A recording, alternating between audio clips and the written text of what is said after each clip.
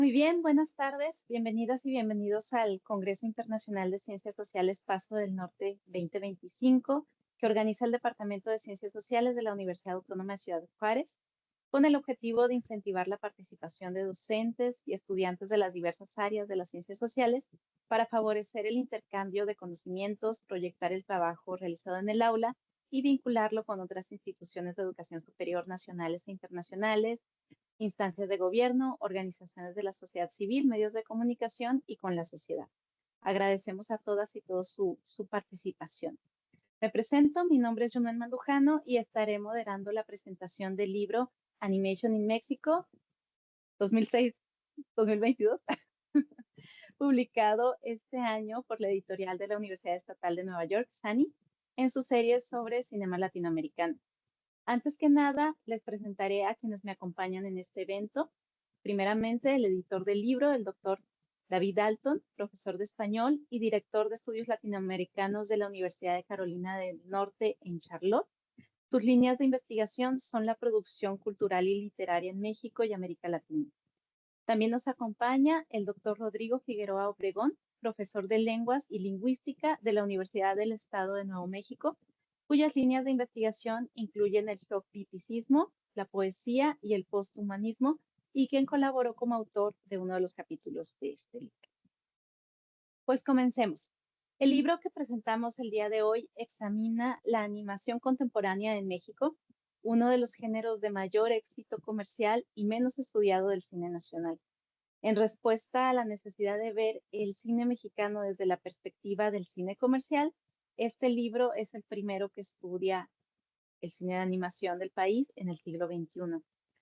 Como tal, el volumen arroja luz sobre uno de los géneros más estratégicamente importantes, lucrativos, y lo somete por primera vez a un análisis intelectual profundo.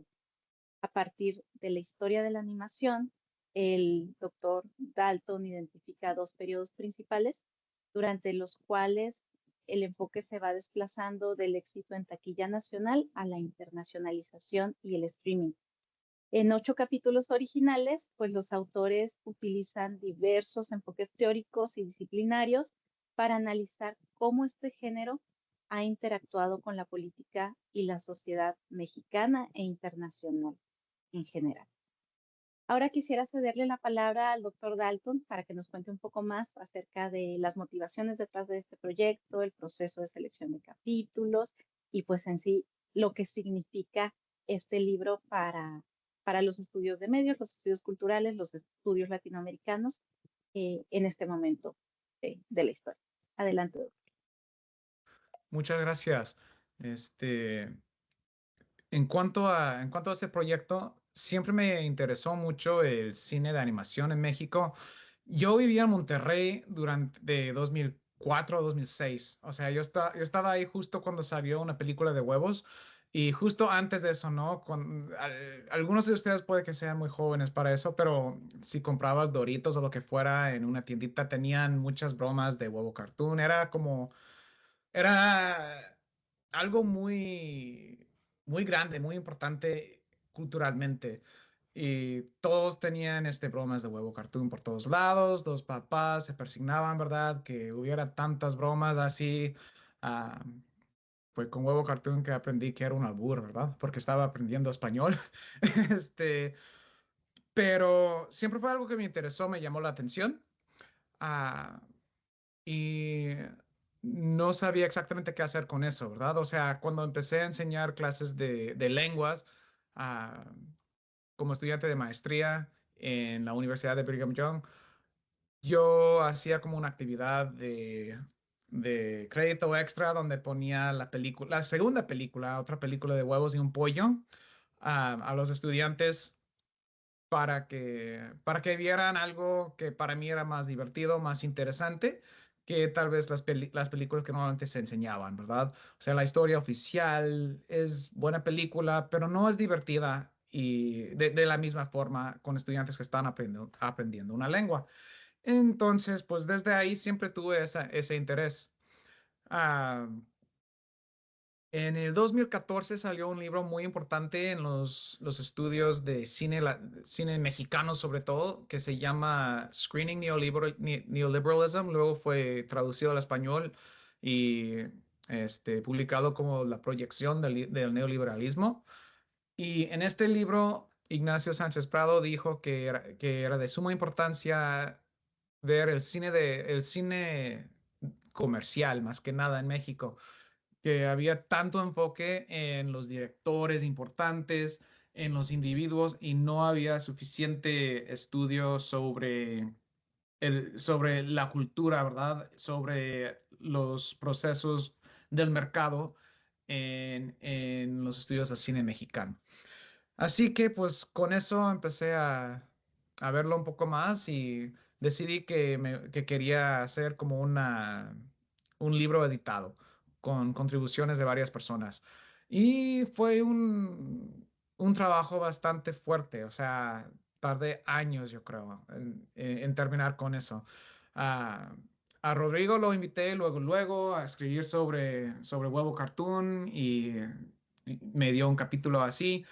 Ah, luego empecé a ver que había como un cambio que se estaba dando y empezamos a, empecé a pedir también ensayos sobre cine más reciente todavía.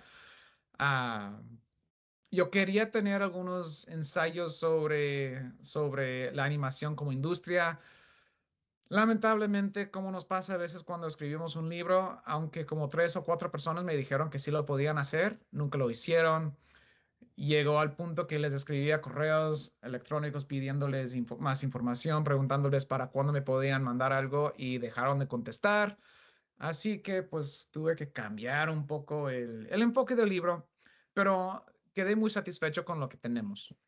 Ah, quiero leer como una parte, un fragmento de la introducción del libro, nomás para plantear el marco teórico y luego para darles tiempo a Rodrigo y a Yuñuen. El 12 de marzo de 2023, Pinocho de Guillermo del Toro ganó el Oscar a la mejor película mexicana perdón, la mejor película de animación. A primera vista, la distribución de la película por Netflix, su adaptación en una novela, de una novela italiana y lo que es más importante, su reinterpretación de una querida producción de Disney, sugerían que la película tenía pocos o ningún vínculo con el cine mexicano en concreto. En cambio, parecía el último caso de una película de un cineasta mexicano mundialmente famoso cuya película, sin embargo, no podía considerarse realmente una película mexicana. Es posible que es posible que los espectadores ocasionales, tanto en México como en el extranjero, aparte no hubieran esperado que una película mexicana ganara el premio de la mejor película de animación, especialmente frente a competidores como Turning Red de Pixar, The Sea Beast de Netflix y Puss in Boots: The Last Wish de DreamWorks. Dicho esto, quienes estaban familiarizados con la animación del país sabían que había desarrollado una formidable experiencia durante las últimas 2 décadas. Desde el verano de 2006, cuando Gabriel Riva Palacio y Rodolfo Riva Palacio estrenaron una película de huevos con un gran éxito comercial, la industria cinematográfica nacional ha producido varias películas de animación cada año. En 2011, el Instituto Mexicano de Cinematografía, IMCINE, afirmó que la animación nacional está reviviendo y está convirtiendo gradualmente en uno de los motores de la industria cinematográfica mexicana. Ese mismo año, IMCINE informó de que el género de la animación desempeñó un papel muy importante en el cine nacional en 2011, con 4 estrenos que atrajeron al 32% de la asistencia, debido principalmente al éxito de las películas Don Gato y su pandilla y La leyenda de la Llorona, ambas producidas por Anima Studios. O sea, con estas 4 películas, casi un tercio de todos los espectadores vinieron a esas 4 películas mexicanas, ¿verdad? Porque obviamente si incluimos a Hollywood, pues ya no son tantas, porque van más a las películas de Hollywood. Pero entre el cine nacional, con tan solo 4 películas contaban con el 32%. 2011 fue un año especialmente bueno para la animación, la animación mexicana, pero no fue una excepción. Las películas de animación nacionales siempre han contado con títulos que figuran entre las más exitosas cada año. De las 10 películas más taquilleras de 2000 a 2011, 3 eran largometrajes de animación, un dato especialmente impresionante si tenemos en cuenta que la animación solo representaba una pequeña parte de todas las producciones y no se convirtió en un medio realmente lucrativo hasta 2006. O sea, en esa década no hubo ninguna película animada que ganara en taquilla hasta 2006. Y de 2006 en adelante ya habían sido 3. Ah, Dada la importancia estratégica que la industria cinematográfica nacional ha otorgado al cine de animación, resulta especialmente problemático que haya recibido tan poca atención académica. Este libro pretende llenar esa brecha. Es fundamental señalar que el silencio crítico que rodea la animación mexicana no refleja ninguna justificación evidente para ignorar esta rama de la producción cinematográfica. Más bien, las películas de animación plantean retos paradigmáticos para los estudios cinematográficos mexicanos, ya que no encajan especialmente bien en las narrativas que los estudios del cine han construido sobre el cine nacional. Brevemente, hay que señalar que los investigadores Carl Mora y Christian Ware han argumentado que el cine mexicano alcanzó una especie de apogeo durante la época de oro, más o menos de 1936 a 1956. Cada persona tiene sus fechas distintas, pero más o menos son esas. Antes de entrar en crisis en las décadas de los 60 y los 70. Según esta historia, el cine nacional experimentaría más tarde un renacimiento con la llegada de una serie de películas de autor en la década de los 90 y con producciones de cine independiente de éxito internacional del entorno posterior al año 2000, películas como Amores Perros, Tu mamá también, esas películas. Una de las razones por las que el cine de animación sigue relegado a un segundo plano es, pues, que encaja de forma imperfecta en la narrativa dominante del cine mexicano. En el mejor de los casos puede representar una supuesta nueva época de regreso al comercialismo que el cine mexicano serio supuestamente superó a principios del siglo XXI. En el peor de los casos es algo que no debería ni merece la atención académica. En este libro, las obras que se analizan convergen en torno al concepto del cine comercial. De este modo, Animation en México responde al llamamiento de la proyección del neoliberalismo de Ignacio Sánchez Prado, que invita a los estudiosos del cine mexicano a ir más allá del autorismo y analizar las películas comerciales. Es evidente que cualquier intento de comprender la industria cinematográfica nacional debe necesariamente lidiar con la naturaleza lucrativa de la mayoría de sus producciones. La naturaleza comercial de la animación del país ha provocado una gran consternación. Según muchos críticos, las películas de animación de éxito comercial han socavado otros ejemplos más serios de cine nacional. Por ejemplo, Fernanda Solórzano se hizo eco de este sentimiento en el 2007, cuando lamentó el éxito sin precedentes de una película de huevos en comparación con los beneficios o las ganancias más moderadas de la sátira política de Jorge Estrada, Un Mundo Maravilloso. Como dijo, cito, la comparación entre los 4 millones de personas que acudieron a ver una película de huevos y los 700,000 que fueron a ver Un Mundo Maravilloso deja claro que entre retrato y retrato, México elige el que pinta huevos a la realidad del país.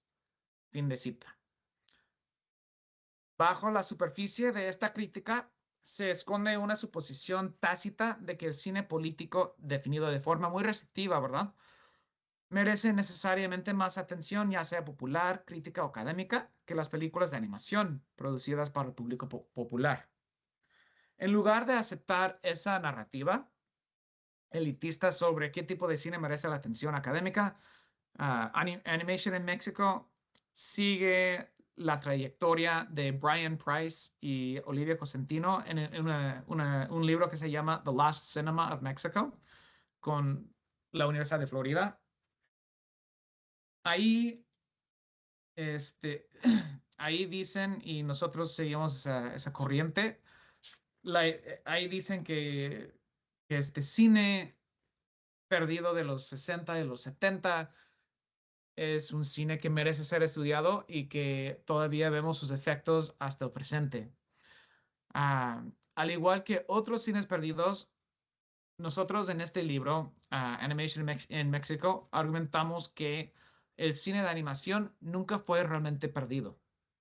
Más bien permaneció oculto a plena vista, ya que los académicos lo pasaron por alto a favor de otras corrientes cinematográficas que parecían más dignas de su atención. Hasta la fecha, solo un pequeño número de estudiosos han tratado de encajar la animación en la narrativa general del cine mexicano. Uno de ellos es Ignacio Sánchez Prado, que en su libro La proyección del neoliberalismo dice, cito, la capacidad del cine mexicano para abrir camino, eh, perdón, hablando de Don Gato y su banda, como como esa película ganó bastante dinero, él dice que esa película demuestra la capacidad del cine mexicano para abrirse camino incluso en el mercado más rentable de Hollywood, el cine de animación. Fin de cita. Y es lo único que dice realmente del cine de animación. O sea, menciona que hay algunas películas que han tenido éxito. Misha McClare actúa de la misma manera cuando menciona el cine de animación como un mercado especialmente lucrativo, sin entrar en las producciones en sí. O sea, básicamente lo que tenemos es un vacío. Hay algunas personas que mencionan que existe este cine, pero no analizan los productos. Y por eso, pues, fue tan importante publicar este libro. Hasta la fecha, solo existen dos estudios significativos sobre la animación mexicana. Ambos se publicaron en México hace más de una generación. El episodio perdido Historia del cine mexicano de animación de Aurrecoechea salió a luz en el 2004, hace más de 20 años, mientras que Animación, una perspectiva desde México, fue publicado por Manuel Rodríguez Bermúdez y se publicó póstumamente. Murió en un accidente automovilístico justo antes que saliera a luz el libro. Estos libros aportan importantes conocimientos sobre los estudios de cine y de animación mexicano, pero no pueden dar cuenta de lo que ha sucedido desde mediados de la década de los 2000, cuando la animación entró en su renacimiento. O sea, no ha habido nada desde ese renacimiento. Este libro toma prestado especialmente de Rodríguez Bermúdez, quien ofrece quizás el análisis más profundo de la industria cinematográfica animada mexicana en su conjunto, al construir como una cronología que divide la animación en etapas nacionales. En el momento de escribir su obra a principios de la década de los 2000, Rodríguez Bermúdez afirmaba que la animación mexicana había experimentado cuatro etapas distintas, cada una de ellas caracterizada por diferentes innovaciones estéticas y técnicas. La primera etapa se extendió desde 1930 al 44, cuando los animadores nacionales comenzaron a buscar su voz en un contexto en el que Disney ya había establecido su hegemonía en el mercado mexicano. Las producciones animadas de este periodo solían ser muy cortas y a menudo carecían de la supuesta calidad de sus homólogas estadounidenses. El segundo periodo se extendió desde el 45 hasta el 73. Durante estos años comenzaron a surgir estudios de animación en el país, empezando por caricaturas animadas, estudios de caricaturas animadas de México en 1947. La creación de estas empresas dedicadas a la animación desempeñaría un papel importante en el crecimiento de la animación nacional. El tercer periodo o la tercera etapa se extendería del 74 al 93. En estos años se produjo el primer largometraje de animación de la historia de México, Los Reyes Magos, en 1974. La película se estrenaría más tarde en el 76. A pesar del crecimiento de la industria del cine de animación en estos años, la escasa financiación dificultaba la producción y distribución de grandes cantidades de películas en comparación con sus competidores de Estados Unidos. Rodríguez Bermúdez concluye afirmando que el cuarto periodo se extendió del 94 a 2001, época en que las películas de animación mexicanas comenzaron a obtener cierto reconocimiento internacional y el acceso a la financiación que acompaña tales éxitos. En un epílogo del libro, Víctor Ugalde postula que en el 2002 surgió un quinto periodo que duró hasta el 2007. Y es muy importante tomar en cuenta que este libro salió en el 2007, ¿verdad? Así que estas últimas etapas están casi escogiendo las fechas al azar porque están tan metidos en ese momento. Este último periodo se diferenció de los anteriores por su énfasis en el éxito de taquilla, lo que generó una financiación sin precedentes y, por tanto, oportunidades de producción para las películas de animación nacionales. Entonces, en las casi 2 décadas desde que este libro fue publicado, la obra de Rodríguez Bermúdez sigue siendo valioso, digo. Sus demarcaciones de los 3 primeros periodos suscitan muy pocas críticas. Dicho esto, parece que algunas de las fechas propuestas para la cuarta y la quinta etapa podrían necesitar algunos ajustes menores. Su elección de señalar el 2001 como fecha de finalización del cuarto periodo, por ejemplo, parece algo arbitrario. Supongo que el 2001 ha de ser cuando defendió su tesis de doctorado o algo así. Uh, esa fecha problemática no refleja un error en su parte, sino que demuestra que aún no había tenido la oportunidad de ver la trayectoria del cine de animación de la década de los 2000. En la misma línea, Ugalde identificó claramente un cambio tectónico en la animación nacional en su epílogo. No obstante, con la ayuda de una retrospectiva, parece apropiado situar más bien el cuarto periodo del 93 a 2005 y un quinto periodo que comienza con el 2006, cuando sale una película de huevos. Y más recientemente parece haber surgido lentamente un sexto periodo entre 2007 y 2020 que se caracteriza por 2 aspectos principales. Por un lado, la sustitución de los ingresos de taquilla por streaming y la deconstrucción de las divisiones entre la animación nacional, mexicana e internacional. Y yo soy como Ugalde en eso, ¿verdad? Porque no tengo una fecha explícita para la sexta etapa. Me imagino que en el futuro puede que digan que el 2020 por muchas razones, ¿verdad? Por COVID, porque ya la gente no podía ir al cine. La gente, el acceso a Netflix triplicó de 2019 a 2020. Entonces yo creo que 2020 va a ser la fecha, pero estamos en ese momento ahorita. Así que pues yo más bien me enfoco en esa transición del 17 a 2020. Y luego termino diciendo que independientemente de la fecha exacta en que comenzó el sexto periodo, está claro que en la década de los 2020 la animación mexicana y la verdad el cine mexicano en total ha entrado en una nueva fase de su historia debido al auge del streaming y al descenso de la asistencia en las salas de cine. Una cosa muy importante es que el cine mexicano ya no pierde tanto dinero a la piratería porque la gente está viendo películas en streaming. Y eso tiene muchos efectos en el acceso que tienen, por ejemplo, a fondos para las películas, etcétera. Entonces, desde esa perspectiva, más allá de su enfoque en los periodos, los periodos quinto y sexto de la animación mexicana, este libro también debe abordar las críticas despectivas del crítico Gian Alberto Bendazzi, es un italiano que critica mucho el impulso de parecer mexicano en la animación mexicana por un lado y por otro lado un afán de imitar a Disney.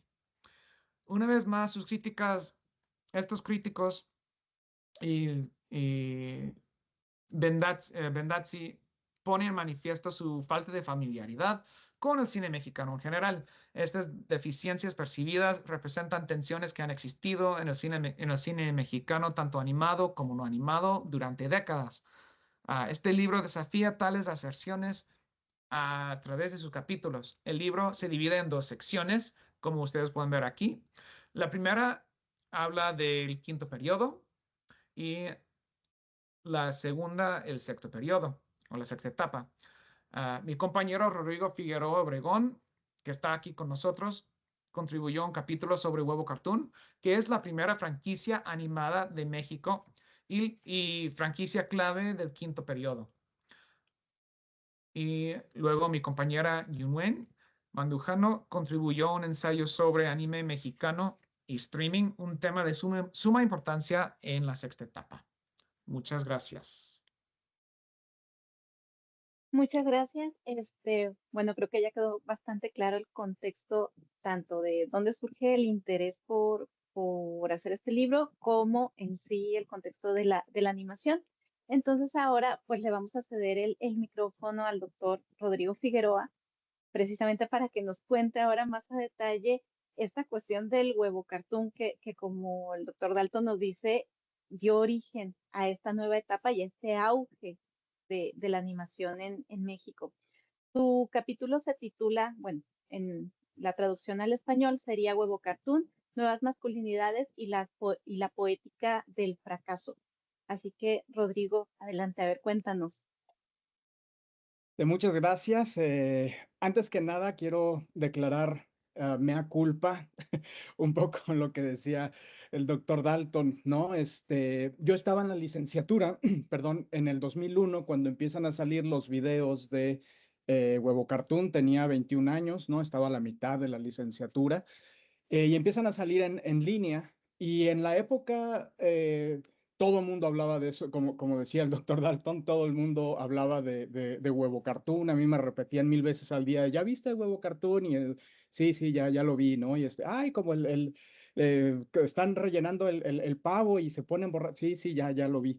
Este, pero, pero en general como que no había mucho interés por la producción mexicana. En aquel entonces, a pesar de que por ley los cines tenían que poner películas mexicanas, una cuota de cine mexicano en su sala, usualmente no había interés, ¿no?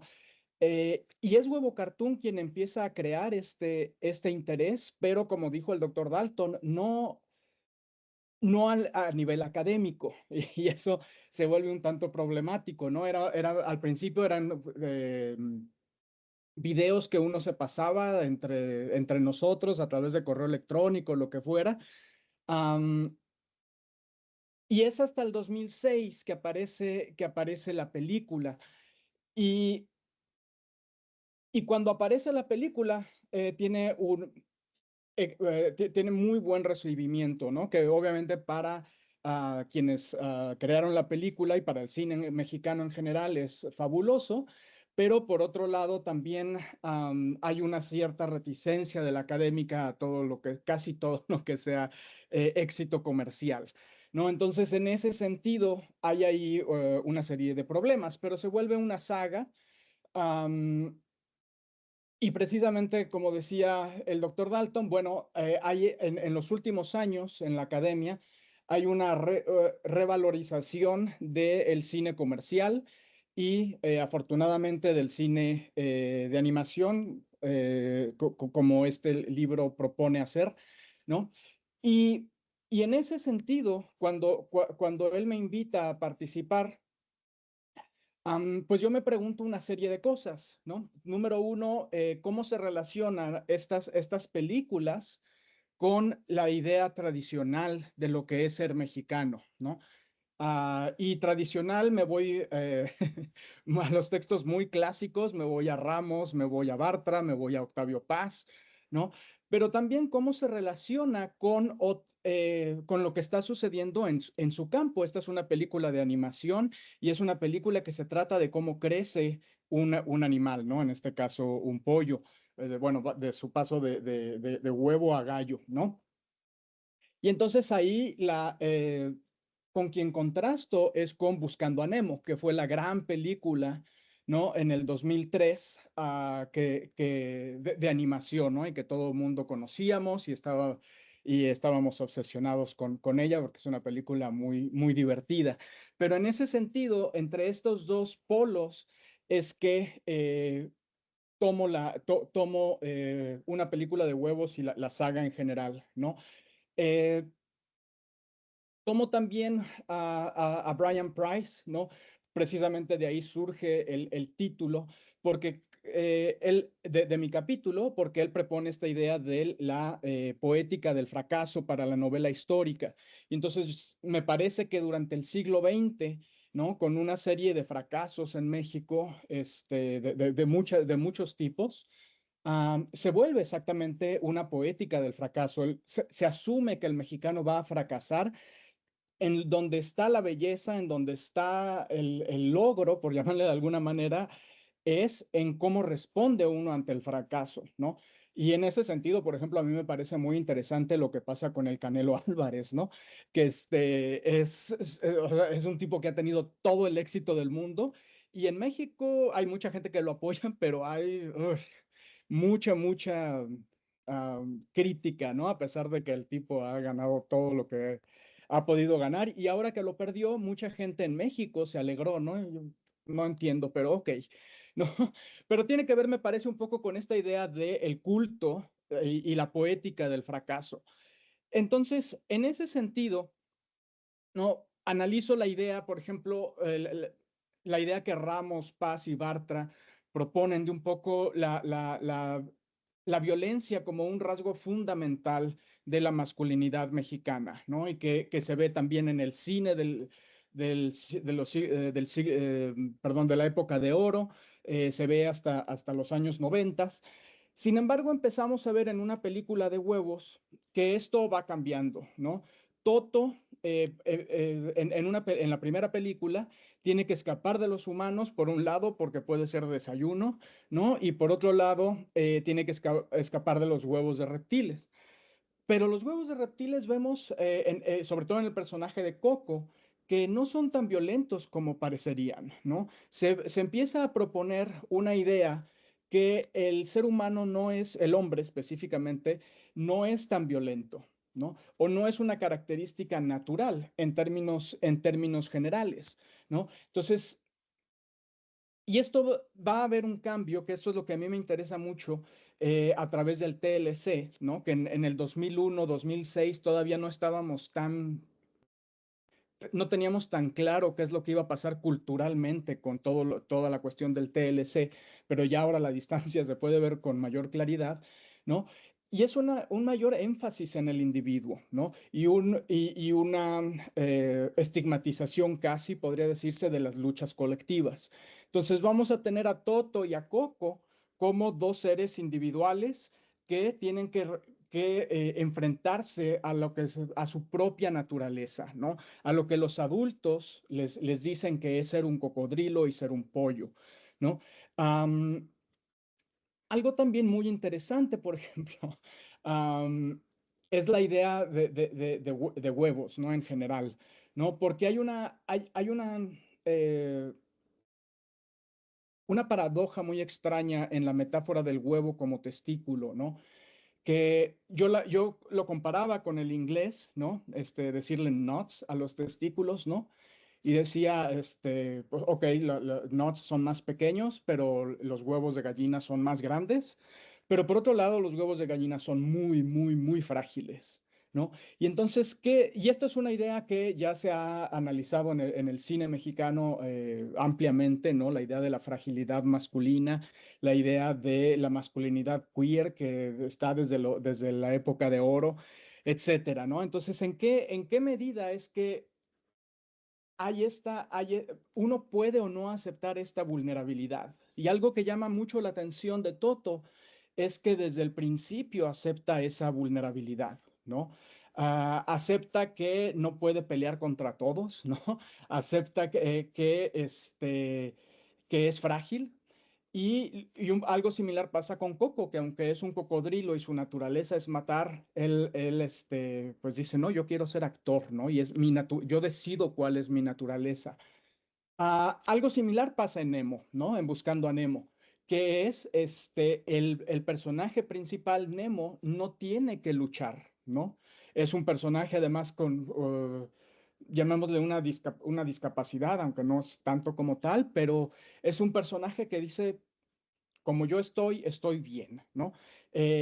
Como yo soy, está bien, no tengo por qué tener el peso de la tradición, ¿no? Y pasa algo interesante cuando pasamos a otra película de huevos y un pollo, que es que Toto se convierte pues ya en un pollito y se enfrenta al grave problema que es que ya no es tan frágil, por un lado, ¿no? Y por otro, que necesita comer. Ahora él es el que se, por su naturaleza, llamémosle por la necesidad, necesita matar a otros seres, necesita lastimar a otros seres, ¿no? En ese sentido, ah, esto es una especie de Deus ex machina, una cosa así, ¿no? Porque al final Toto se da cuenta que no tiene realmente que matar, que puede comerse parte de un gusano y el gusano se va a regenerar, ¿no? Entonces, bueno, nosotros humanos pues sí tenemos que comer pollos y reses y demás y no se regeneran si no las matamos, ¿no? Am, pero aquí aparece algo muy, muy interesante en esta segunda película de la saga. Por un lado, el talismán de piedra, ¿no? Este brujo que es muy divertido, ah, que tiene un signo de interrogación en el pecho, ¿no? La idea de que nosotros como individuos no tenemos que preocuparnos tanto por cuestionarnos, ¿no? Eh, que de hecho cuestionarnos es casi un poco malo, ¿no? Y hay una serie de huevos zombies también. Esta idea básicamente se la robo al doctor Dalton en una presentación que él hizo, que como estos seres que están al margen de la vida, que son seres colectivos, que no se diferencian como individuos y que entonces a eso sí pueden matarse sin ningún problema, ¿no? Y entonces las luchas colectivas se ven como esta idea muy del siglo XIX, de la masa como un ente descerebrado, una cosa así, y solamente el individuo es lo que vale la pena, ¿no? Y cuya vida tiene que preservarse, a pesar de estar mutilando a los gusanitos, ¿no? Am, pero bueno, lo logra eventualmente y no tiene que hacer mucho daño al menos, ¿no? No tiene que matar. Eh, y por último, en la tercera parte, en Un gallo con muchos huevos, ya desde el título es todavía más sonoro, por llamarlo de alguna manera, ¿no? Toto tiene que encontrar su voz, ¿no? Y tiene que volverse el gallo, ¿no? Que va a fecundar a las gallinas de la granja, ¿no? Y esto implica un problema serio porque en México, ¿no?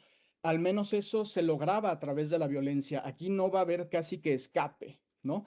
Eh, por ejemplo, lo vemos hoy en día con todas estas ideas del macho alfa y el temachi, esa gente muy peculiar, ¿no? Que es yo tengo que pelear, yo tengo que ser el único hombre, yo todas mías, etcétera, ¿no? O sea, es un tipo ahí social muy peculiar. Y, y, en la franquicia parecería un problema que no tendría solución, ¿no? Porque, bueno, tiene que pelear este ahora muchacho, ¿no? Toto.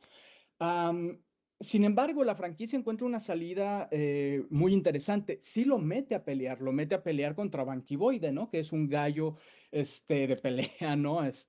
Con unas plumas enormes, el tipo es gigantesco, las plumas con el color de la bandera de México, ¿no? Ahora que estamos en septiembre, ¿no? Y entonces es esta tradición, es esta forma tradicional de entender la masculinidad. Luego nos enteramos que esa Toto a quien le apuestan, y Toto no tiene que golpear, no tiene que a Banquiboide, ¿no? Simplemente Toto sale bien librado por un error de Banquiboide, ¿no? Y termina encontrando su voz, se queda con literalmente la pollita, ¿no? Y entonces así cierra esta saga por el momento, luego van a venir más, más películas, pero pero aquí lo interesante es que no hay una derrota, es un cambio radical en el paradigma de México y de la formación de masculinidades, ¿no? No hay una derrota y ni siquiera hay necesidad de pelear. Un poco lo que proponen es que esta necesidad de violencia no es innata ni al mexicano, ni a los seres humanos, ni absolutamente a nadie, ¿no? Ahora, el problema que yo puedo notar en la saga es que las mujeres siguen teniendo un papel muy tradicional, ¿no? Las gallinas, las pollitas, las huevitas, por llamarle de alguna manera, aparecen en general como figuras que apoyan al hombre en su búsqueda de su masculinidad, ¿no? Eh, y no hay tampoco una alternativa a la cadena alimenticia, o sea que, porque aparece la idea de que bueno que no matamos, pero pues a los gusanos hay que comérselos y ya se regenerarán, ¿no? Eh, Sin embargo, sí hay una poética de la fragilidad, ¿no? Hay una poética de la vulnerabilidad y del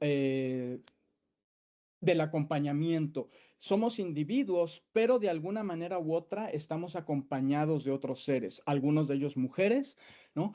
Pero que nos acompañan en nuestro camino hacia esta jerarquía en la que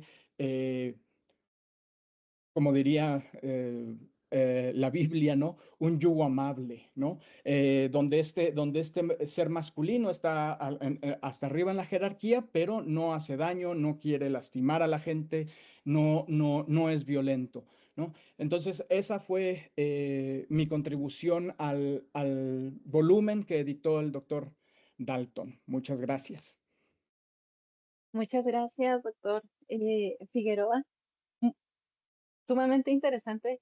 Espero que los alumnos que nos acompañan aquí quieran leer este capítulo porque creo que tocas temas que cruzan con varias de las temáticas de las materias que vemos acá, cultura y sociedad mexicana, o sea, la cuestión de género, etcétera, ¿no? Entonces, como a través de una animación podemos hacer un análisis muy interesante de lo que está pasando culturalmente en un país. Y bueno, pues yo también muy brevemente les platico que participé con un capítulo en el que exploré cómo la presencia y el consumo de anime en México, pues no solo transformaron la cultura juvenil de los mexicanos en los años 90, sino que también fueron abriendo caminos para la producción de animaciones propias, es decir, mexicanas o en donde participaron personas de origen mexicano, pero que muestran esta influencia japonesa y que están más orientadas a audiencias adultas, con, con un objetivo de proyectar nuevas representaciones de México hacia el mundo, ¿no? Entonces, eh, pues en los años 90, yo sé que David, que Rodrigo somos más o menos contemporáneos. En los años 90 fue el boom del anime en televisión abierta aquí en México y marcó a generaciones de jóvenes urbanos. Eh, yo soy una de ellas, precisamente por mi afición al anime fue que me especialicé en estudios japoneses. Y conforme fue avanzando también la cuestión tecnológica, el Internet, pues permitió que hubiera acceso a comunidades globales de fans de este género, ¿no? Que compartían contenidos y que apoyaron a la generación de una identidad otaku aquí en México. Y este consumo, pues, significó más que mero entretenimiento.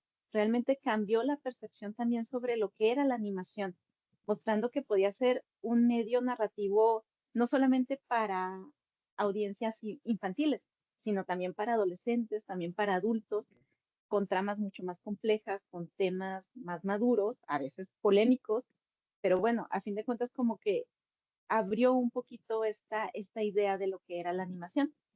Entonces, muchos jóvenes mexicanos que crecieron viendo anime, pues también empezaron a explorar sus propios talentos, a dibujar, a crear historietas, a producir animaciones con una estética un poco híbrida. Entonces, esta influencia pues no se quedó en lo local. Varios de ellos como que cruzaron el charco y empezaron a colaborar con estudios internacionales, principalmente encontrando pues financiamiento en Estados Unidos. Pero a fin de cuentas, ellos y ellas como mexicanos, mexicanas, pues pusieron ahí ese granito de otro tipo de representaciones de lo mexicano. Entonces, el anime inspiró a creadores a pensar en la animación como un espacio legítimo para hablar de identidad cultural, de historia y de problemáticas mexicanas. Y en este capítulo, pues analizó dos ejemplos en particular. Seis Manos, que se produjo y se transmite por Netflix, y Onyx Equinox, que se produce y se transmite en Crunchyroll. La primera, Seis Manos, está ambientada en un pueblo ficticio de México de los años 70 y tiene una estética híbrida entre anime japonés y animación de acción estadounidense. Y está centrada en historias pues muy recurrentes en el cine hollywoodense que aborda México. El narcotráfico, la violencia y un poco de sincretismo cultural, pero representa a personajes mexicanos complejos. Y creo que este es el gran aporte de Seis Manos. Ya no es nada más como que el narcotraficante malo y el pueblerino bueno, sino realmente muestra a los personajes con sus claroscuros, ¿no? Y con esta también a veces crisis interna que mencionaba ahorita Rodrigo, de de esta etapa en donde ya está mucho más centrada la individualidad y entonces cada quien tiene que encontrar quién es y qué quiere hacer en la vida, ¿no? Un poco más eh, estos debates internos. Y esto está muy claro en los personajes protagonistas de Seis Manos. Entonces podemos ver estos personajes ya complejizados del mexicano y la mexicana complejizados. Es interesante que si bien es es una historia violenta, es una historia con un tema central del narcotráfico y en donde obviamente se presentan los personajes machos, el hombre macho mexicano, también se le da una centralidad a la mujer mexicana y a una mujer mexicana fuerte. Se presenta ahí una policía, se presenta una de las protagonistas como mujeres jóvenes mexicanas, mestizas, pero fuertes, se le ponen al tú por tú a los hombres machos mexicanos, ¿no? Y luego está el caso de Onyx Equinox, que esta fue creada por Sofía Alexander, una mexicana de Cancún, de origen maya, y ella pues se inspiró directamente en el anime, pero quiso aplicar una historia que retomara mitologías mesoamericanas, que creo que es algo que fue totalmente novedoso para las representaciones mexicanas a nivel internacional.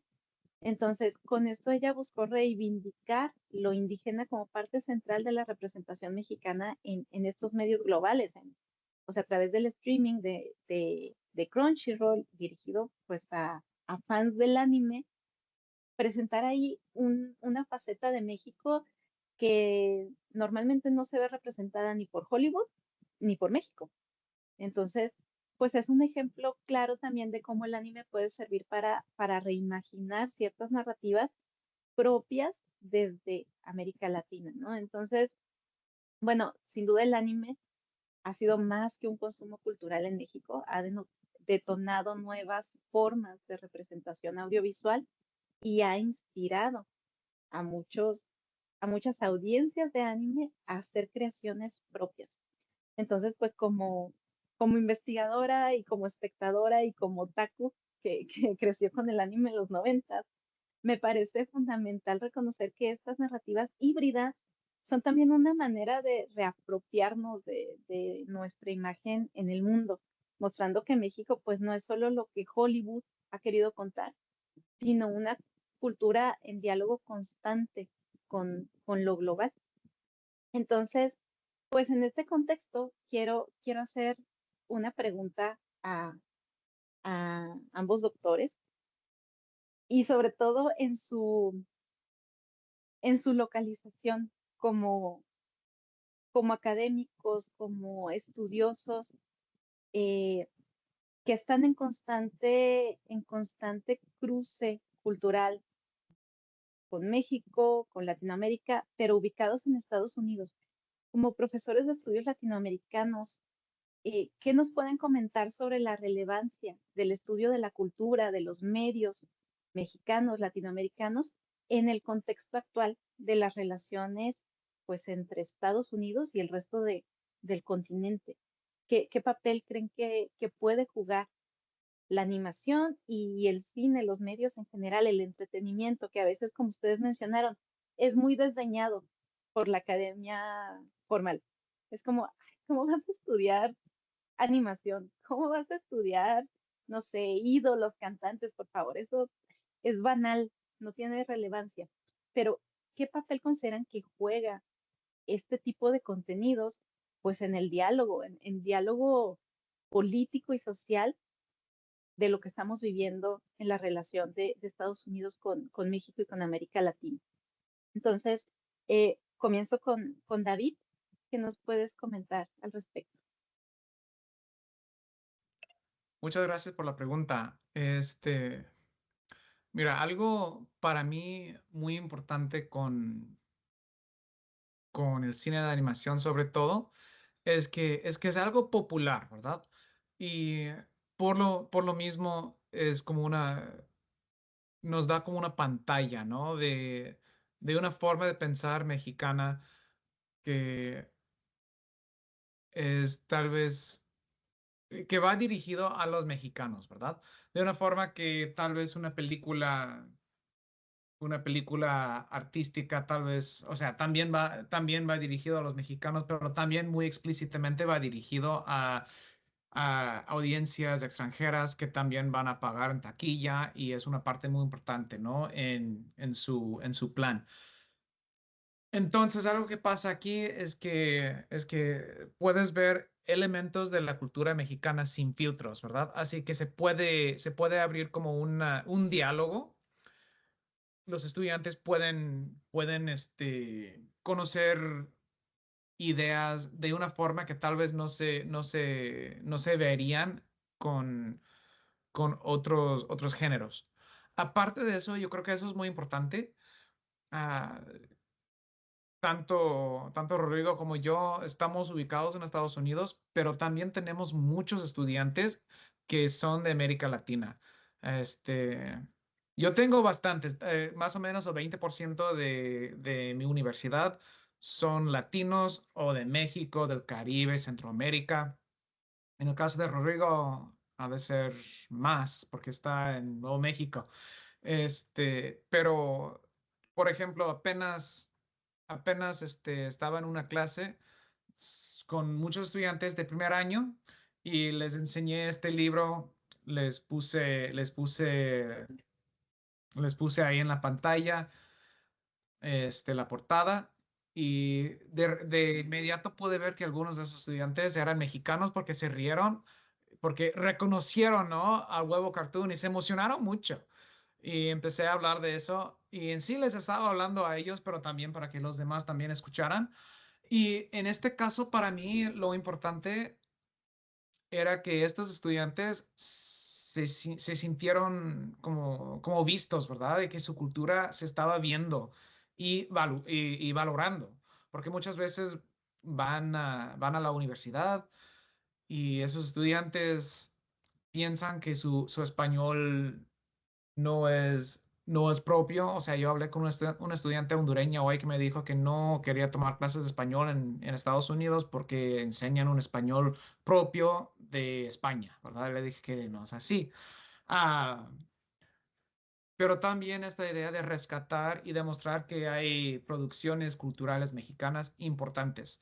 Ah, Y todo eso para mí es muy importante para la construcción de como una capital social, ¿no?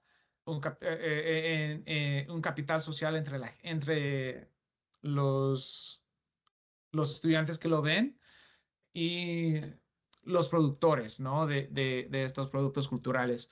En muchos casos,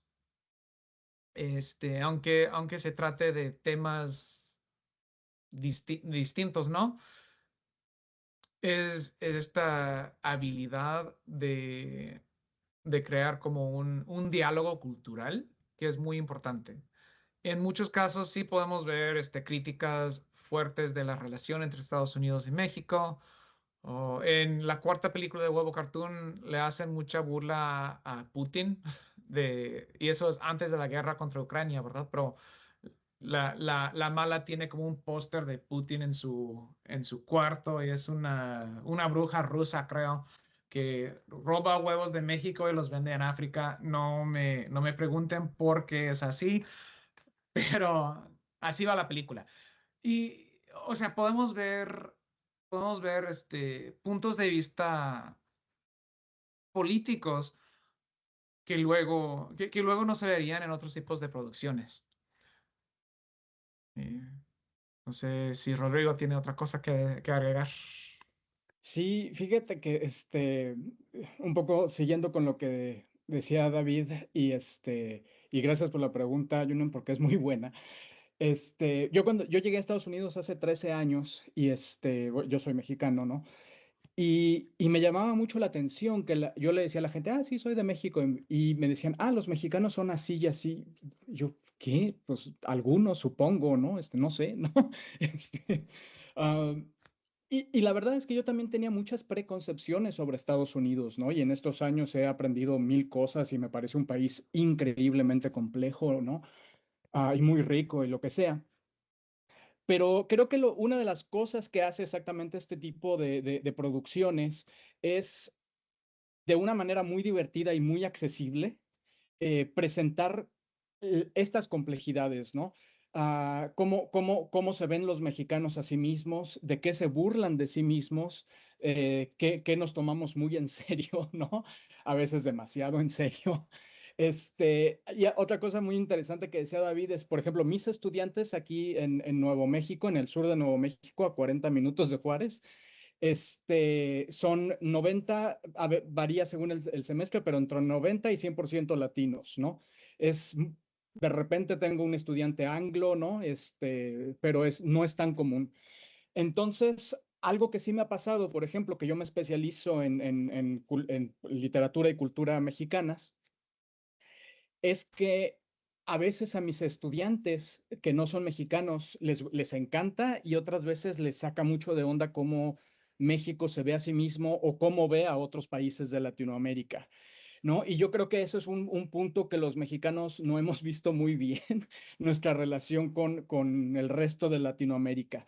El semestre pasado estaba dando un curso de ciencia ficción y escritura especulativa y les pasé la película de Marcianos y Mexicanos de los hermanos, de los mismos autores de Huevo Cartoon. Y una estudiante cubana me dijo, hay un personaje cubano, ¿no? Y me decía, es que, ¿qué onda con ese personaje? Los cubanos no somos así, ¿por qué eligieron a este? Y yo, pues sí, tienes toda la razón, ¿no? Tampoco estoy diciendo que los mexicanos seamos exactamente como estos personajes, ¿no? Pero sí es algo que nosotros como mexicanos tenemos que muchas veces preguntarnos, ¿no? A mí, por ejemplo, que este libro se haya hecho en Estados Unidos, se haya publicado en Estados Unidos, ¿no? El de Animation in Mexico, pues me hace pensar precisamente en qué es lo que no estamos viendo de nuestra producción cultural en México, ¿no? ¿Qué es lo que por nuestros traumas de ser súper académicos y solamente estudiar a ciertos directores, etcétera, ¿no? ¿Qué es lo que estamos pasando por alto de nuestra propia cultura? Y eso implica que no le permitamos a otras personas tampoco verlo con mucha precisión, ¿no? Pensemos, por ejemplo, en TikTok, ¿no? ¿Qué es lo que estamos tan obsesionados en TikTok los mexicanos con ver que México se ve bonito, ¿no? Que, no, que nos olvidamos de otras cosas que también son parte de México, ¿no? Entonces eso es también interesante, ¿no? Pero bueno, muchas gracias. Muchas gracias. Bueno, pues nada más aprovechando que tenemos aquí a varios estudiantes, me gustaría darles la oportunidad. Si alguien tiene una pregunta para los autores o si quiere comentar algo, puede abrir su micrófono,